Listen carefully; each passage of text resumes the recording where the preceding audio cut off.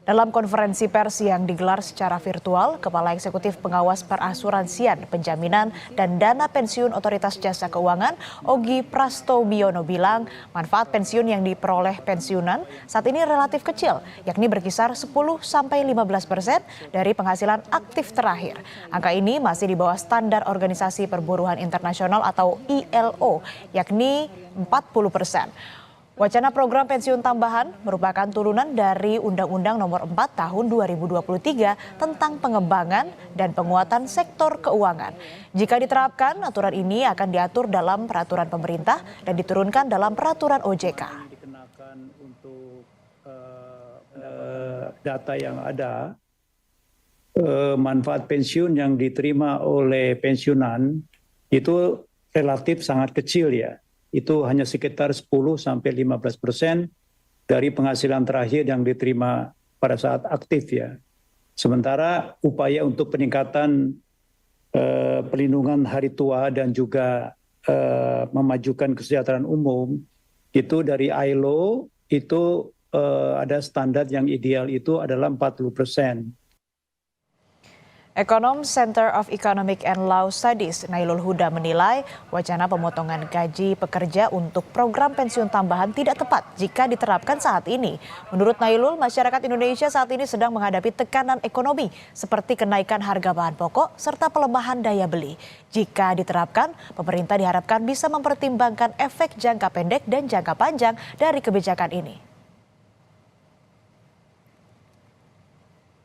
Bahwa ada timing yang tidak tepat, sama sekali tidak tepat yang dilakukan pemerintah untuk bisa mewajibkan masyarakat untuk bisa ikut dalam dana pensiun ini, program dana pensiun. Nah, kalau kita lihat memang saat ini ekonomi dari masyarakat tengah tertekan ya, dengan adanya berbagai kenaikan dari harga-harga kebutuhan pokok, kemudian juga ada wacana untuk kenaikan PPN dari 11 ke 12%, tarif PPN dari 11 ke 12%, kemudian kita juga melihat ada berbagai tekanan yang memang membuat daya beli masyarakat mengurangi untuk pendapatan disposable masyarakat. Dengan pendapatan disposable yang berkurang, otomatis sebenarnya daya beli konsumsi rumah tangga itu juga akan berkurang.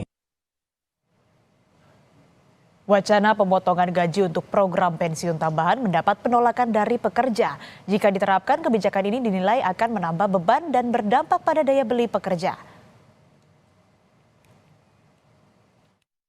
Kalau untuk rencana pemotongan itu saya nggak setuju ya. Apalagi juga di BPJS Kesehatan itu udah dipotong secara 5% dan ketenaga kerjaan itu juga udah ada potongan dari BPJS yang dana pensiun dan dana hari tua juga sih. Jadi jadi habis dong saya. Berarti bisa dibilang nanti kalau ada pemotongan dana pensiun lagi double-double gitu ya? Iya, jadi double-double buat apa gitu. Mendingan kalau dari saya sih nggak setuju. Iya. Aduh, kalau itu saya nggak setuju banget sih. Saya orang pertama yang nggak bakal setuju karena gimana ya? Untuk jangka pendek ini menurut saya terlalu berat, apalagi untuk kelas menengah ya. Saya sebagai yang kelas menengah itu sangat berat banget sih. Terus nanti kalau misalnya kita mau beli sesuatu, daya beli kita jadi berkurang dan jadi menyebabkan inflasi gitu.